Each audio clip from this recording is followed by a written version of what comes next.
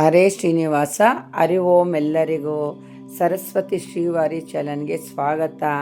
ಸ್ನೇಹಿತರೆ ನೋಡಿ, ಅಡಿಕೆ ತೋಟ ಬಂದು ನಮ್ಮ ಮಣಿನಹಳ್ಳಿಲಿ 20ನೇ ಇಸ್ವಿಲಿ ಬೋರ್ ಹಾಕ್ಸಿ 20ನೇ ಇಸ್ವಿ ಮೇ ತಿಂಗಳಲ್ಲಿ ಬೋರ್ ಹಾಕ್ಸಿ ಜೂನಲ್ಲಿ ನಾವು ತೋಟ ಮಾಡಿದ್ವಿ. ತುಂಬ ಕಷ್ಟ ಆಯಿತು, ಭಾಳ ಅಲ್ಲೆಲ್ಲ ಭೂಮಿ ಗಟ್ಟಿ ಇತ್ತು.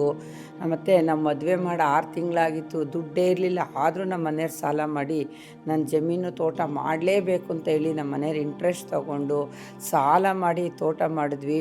ಸುಮಾರು ಎಲ್ಲ ಸಮ ಮಾಡಿ ನಾವು ಗಿಡ ಎಲ್ಲ ಕಟ್ಸೋ ಅಷ್ಟೊತ್ತಿಗೆ ಒಂದು 7-8 ಲಕ್ಷ ರೂಪಾಯಿ ಮೇಲೆ ಖರ್ಚು ಬಂದುಬಿಡ್ತು. ಬೋರೆಲ್ಲ ಹಾಕ್ಸಿ ನಾವು ಮಾಡಿದ್ವಿ. ಆ ನಂತರ ಆ ಗಿಡ ಕಟ್ಟಬೇಕು ಅಂದ್ರೂ ನಾವು ಆಳುಗಳೇ ತಗೊಳ್ಳಿಲ್ಲ ಸ್ನೇಹಿತರೆ. ಟ್ರೆಂಚ್ ಹೊಡೆದು ನಾನು, ನಮ್ಮ ಮನೆಯವರು, ನಮ್ಮ ಮಕ್ಕಳು 3 ಜನ, ಮತ್ತು ನಮ್ಮ ನಾದಿನಿದಿರಿಬ್ಬರು, ನಮ್ಮ ನಾದಿನಿ ಮಕ್ಕಳು ಎಲ್ಲ ಒಂದು 15 ಸಾಲೇನೋ ಬರುತ್ತೆ, ಎಲ್ಲ ಒಂದೊಂದು ಸಾಲಲ್ಲಿ ನಿಂತ್ಕೊಂಡು ಆ ಸೊಸೆಗಳೆಲ್ಲ ನಾವೇ ಕಟ್ಟಿದ್ವಿ. ಹನಿ ನೀರಾವರಿ ಮಾಡ್ಸೋಕ್ಕೂ ನಮ್ಮ ಹತ್ರ ಲಾಸ್ಟ್ಗೆ ಅಮೌಂಟ್ ಇರಲಿಲ್ಲ. ಸುಮಾರು ದಿವಸ ನಮ್ಮ ಮನೆಯವ್ರು ಪೈಪ್ ಹಾಕಿ ಪಾಪ ಅವರು ಟ್ರೆಂಚಲ್ಲಿ ಓಡಾಡಿ ಕಾಲೆಲ್ಲ ಬೆಳ್ಳಗೆ ಸೇದ್ಕೊಂಬಿಟ್ಟಿತ್ತು ಅವ್ರಿಗೆ. ಅಷ್ಟು ಕಷ್ಟಪಟ್ಟು ಒಂದು 6 ತಿಂಗಳು ನೀರು ಕಟ್ಟಿದ್ರು. ಆಮೇಲೆ ನಮಗೆ TC ಕೊಡಲಿಲ್ಲ, ನೀರಿಗೆ ತೊಂದರೆ ಆಗಿ ಗಿಡ ಒಣಕೊಂಬಿಟ್ಟು ಸ್ಟೇಜಿಗೆ ಬಂತು. ಪಕ್ಕದ TCಲಿ ನಮ್ಮ ಕಲೆಕ್ಷನ್ ಹಾಕ್ಸ್ಕೊಂಡಿದ್ವಿ. ಅವ್ರು ಹುಟ್ಟು ಕೇಡು ಅಂದರೆ ಕೇಡು. ವಾರಕ್ಕೆ ಒಂದೇ ದಿನ ನಿಮ್ಮ ಕಲೆಕ್ಷನ್ ಕೊಡೋದು, ನಾವು ಕೊಡಲ್ಲ ಅಂತೇಳಿ ಕಿತ್ತಾಕ್ಬಿಡೋರು. ಎಷ್ಟು ಇಂಪ್ಲೇನ್ ಮಾಡಿಸಿದ್ರು ಕೇಳಲಿಲ್ಲ, ಎಷ್ಟು ಜನದ ಕೈಲಿ ಹೇಳ್ಸಿದ್ರು ಕೇಳಿಸ್ಲಿಲ್ಲ, ಅವ್ರನ್ನೋಗಿ ರಿಕ್ವೆಸ್ಟ್ ಮಾಡಿದ್ರು ಕೇಳಲಿಲ್ಲ. ಅಷ್ಟು ಹೊಟ್ಟೆ ಕಿಚ್ಚು ಪಕ್ಕದಲ್ಲಿರೋ ಜನ, ಅಷ್ಟು ನಮಗೆ ಬಾಧಿ ಹಿಂಸೆ ಕೊಟ್ಟರು. ಲಾಸ್ಟಿಗೆ ನಾವು ಯಾರ್ಯಾರ ಕೈಲೋ ಹೇಳಿ ಖರ್ಚು ಮಾಡಿ ನಮಗೆ ಒಂದು ವರ್ಷದ ನಂತರ 1.5 ವರ್ಷನೋ ಏನೋ 2 ವರ್ಷಕ್ಕೆ ನಮಗೆ TC ಕೊಟ್ಟರು. ಅಷ್ಟುವರೆಗೂ ಈ ಗಿಡಗಳನ್ನ ಸಾಕೋಕ್ಕೆ ನಮ್ಮ ಮನೆಯವರು ಕಣ್ಣಲ್ಲಿ ನೀರು ಸುರಿಸ್ಬಿಟ್ಟಿದ್ದಾರೆ. ಸಾಲ ಮಾಡಿ ಬೋರ್ ಹಾಕಿ ನಮಗೆ TC ಕೊಡಲಿಲ್ಲ. ಆ ನಂತರ ಆ ಗಿಡಗಳಿಗೆಲ್ಲ ಪಾಪ ಅವರು ನೀರು ಹಾಕಿ, ಹಸಿನ ಗೊಬ್ಬರ ಹಾಕಿ, ಟೈಮ್ಗೆ ಅವಕ್ಕೆ ಆರೈಕೆ ಮಾಡಿ ಎಲ್ಲ ಮಾಡಿದ್ರು. 5 ವರ್ಷ ತುಂಬಿತು ಸ್ನೇಹಿತರೆ. ಈಗ 5.5 ವರ್ಷಕ್ಕೆಲ್ಲ ಅಡಿಕೆ ಗಿಡ ಬಂತು. ನಮ್ಮ ಮನೆಯವ್ರ ಮನೆ 24,000 ರೂಪಾಯಿಗೆ ವ್ಯಾಪಾರ ಮಾಡಿದ್ರು. ನನಗೆ ಭಾಳ ಖುಷಿ ಆಯಿತು. ನಾವು ಖರ್ಚು ಮಾಡಿ 7-8 ಲಕ್ಷ ಆಗಿತ್ತು. ಅವತ್ತು 5 ವರ್ಷದಿಂದ ಎಷ್ಟು ಖರ್ಚು ಮಾಡಿಬಿಟ್ಟಿದ್ದೀವೋ, ಹನಿ ನೀರಾವರಿಗೆಲ್ಲ ಎಷ್ಟು ಖರ್ಚು ಮಾಡಿದ್ವಿ. ಆಮೇಲೆ ಅವೆಲ್ಲ ನಾವು ಅವ್ರು ಬಾಧೆ ಕೊಟ್ಟು ನೋಡ್ಬಿಟ್ರೆ ಪಕ್ಕದ ಜಮೀನವರು, ಅದು ನಮ್ಮ ಲೈಫಲ್ಲೇ ಮರೆಯೋಕ್ಕಾಗಲ್ಲ. ನಮ್ಮ ನೀರಿದ್ದೂ ನಮಗೆ ಅಷ್ಟು ಬಾಧೆ ಕೊಟ್ಟರು. ಅದರಲ್ಲೂ ಆ ಭಗವಂತ ನಮ್ಮ ಕೈ ಹಿಡಿದು ನೋಡಿ ಸ್ನೇಹಿತರೆ, ಈ ತೋಟ ಎಲ್ಲ ಎಷ್ಟು ಚೆನ್ನಾಗಿ ಒಂದು ಹುಲ್ಲತ್ತಕ್ಕೆ ಬಿಡಲ್ಲ ನಮ್ಮ ಮನೆಯವರು. ಅವ್ರು ಊಟ ಮಾಡ್ತಾರೋ ಬಿಡ್ತಾರೋ, ಆ ತಿಂಗಳಿಗೆ ಇಷ್ಟಿಷ್ಟು ಅಂತ ಖರ್ಚು ಮಾಡಿ ಆ ಭೂಮಿ ತಾಯಿಗೆ ಅವ್ರು ವ್ಯವಸಾಯ ಮಾಡಿಸಿ ಅವರೇ ಒಂದು ದೇವರು ಅಂತ ಹೇಳಬೇಕೇನೋ ಗೊತ್ತಿಲ್ಲ, ಅಷ್ಟು ಕಷ್ಟಪಟ್ಟು ವ್ಯವಸಾಯ ಮಾಡಿಸ್ತಾರೆ. ಆ 24,000 ರೂಪಾಯಿಯಲ್ಲಿ 1,000 ಅಡ್ವಾನ್ಸ್ ಕೊಟ್ಟರು ಸ್ನೇಹಿತರೆ. ಆ 1,000ನ ನಮ್ಮ ಮನೆಯವ್ರು ತೊಗೊಂಡೋಗಿ 2 ದೇವ್ರ ಮುಡುಪಿಗೂ ಹಾಕ್ಬಿಡು, ದೇವ್ರು ಒಳ್ಳೇದು ಮಾಡಲಿ, ನಮ್ಗೆ ವೃದ್ಧಿ ಮಾಡಿಕೊಡ್ಲಿ, ಮುಂದಿನ ವರ್ಷದಿಂದ ಇನ್ನೂ ಹೆಚ್ಚಾಗಿ ಬರುತ್ತೆ. ಇನ್ನೊಂದು 3 ವರ್ಷ ನಮ್ಗೆ ಕೈ ತುಂಬ ದುಡ್ಡು ಸಿಗಲ್ಲ. ಆ ನಂತರ ಬರುತ್ತೆ, ತಿಂಗಳಿಗೆ ವರ್ಷಕ್ಕೆ 1 ಲಕ್ಷ 1.5 ಲಕ್ಷ ಬಂದರೆ ನಾವು ಹಾಕಿರೋ ಬಂಡವಾಳ ಒಂದು 4-5 ವರ್ಷದಲ್ಲಿ ತೊಗೊಂಬಿಡ್ಬೋದು. ನೀನು ಅದಕ್ಕೆಲ್ಲ ತಲೆ ಕೆಡಿಸ್ಕೋಬೇಡ ಅಂತ ನನಗೂ ಒಂದು ಸ್ವಲ್ಪ ಅವ್ರು ಹೇಳಿ, ಅವರು ಭಾಳ ಕಷ್ಟಪಟ್ಟು ಊಟ ತಿಂದೇನೆ ಕೈ ಕಾಲೆಲ್ಲ ಗಾಯಗಳು ಮಾಡಿಕೊಂಡು ಈ ತೋಟ ಮಾಡಿದ್ದಾರೆ. ಆ 1,000 ರೂಪಾಯಿ ನೋಡಿದ ತಕ್ಷಣ ನನಗೆ ತುಂಬ ಅಳು ಬಂದುಬಿಡ್ತು ಸ್ನೇಹಿತರೆ. ಯಾಕೆಂದರೆ ನಾವು ನಮ್ಮ ತೋಟದಲ್ಲಿ ಬಂದಿರೋ ದುಡ್ಡು ಅಂದರೆ ನಮ್ಗೆ ಇನ್ನೂ ಖುಷಿ ಆಗುತ್ತೆ. ಆಮೇಲೆ ದೇವಸ್ಥಾನದ ಹತ್ರ ಒಂದು ಸಪ್ರೇಟ್ 3 ಮರ ಇತ್ತು.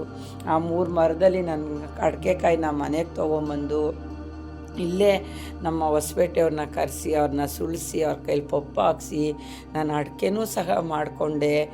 ಏನೇ ಹೇಳಿ, ಕೆಲವು ಟೈಮ್ ಸಿಗೋ ಆನಂದ ಕೋಟಿ ಕೊಟ್ಟರೂ ಸಿಗಲ್ಲ. ಕೆಲವ್ರು ಕೊಟ್ಟಿರೋ ಹಿಂಸೆ ನಮ್ಮ ಲೈಫಲ್ಲೇ ಮರೆಯೋಕ್ಕಾಗಲ್ಲ.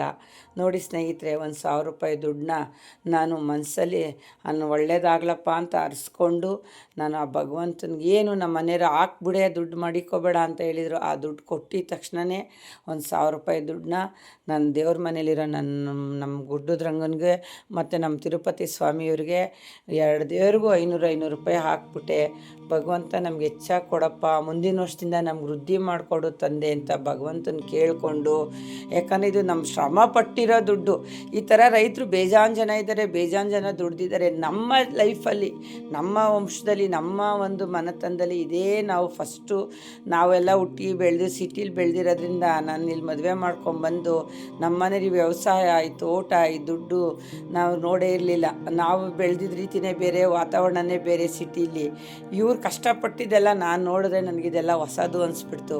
ಹಂಗಾಗಿ ಆ ದುಡ್ಡನ್ನ ನಾನು ಮುಡುಕಿಗೆ ಹಾಕಿ ಅಡಿಕೆ ಕಾಯಿನ ನೋಡಿ ಕರೆಸಿ ಅವ್ರ ಕೈಲೆಲ್ಲ ಕ್ಲೀನಾಗಿ ಸುಳಿಸಿ, ಪಾಪ ಅವರು ನಾನು ಹೇಳ್ದಂಗೆಲ್ಲ ಅವರು ಪಪ್ಪು ಒಂದು 3-4 ಥರ ಪಪ್ಪುಗಳು ಹಾಕ್ಕೊಟ್ರು, ಸಣ್ಣ ಪುಟ್ಟದವು. ಒಂದು ಬಟ್ಲಡಿಕೆಯಿಂದನೂ ನಾನು ಲಕ್ಷ್ಮಿಗೆ ತುಂಬ ಪ್ರಿಯವಾಗಿರೋದು ಬಟ್ಲಡಿಕೆ.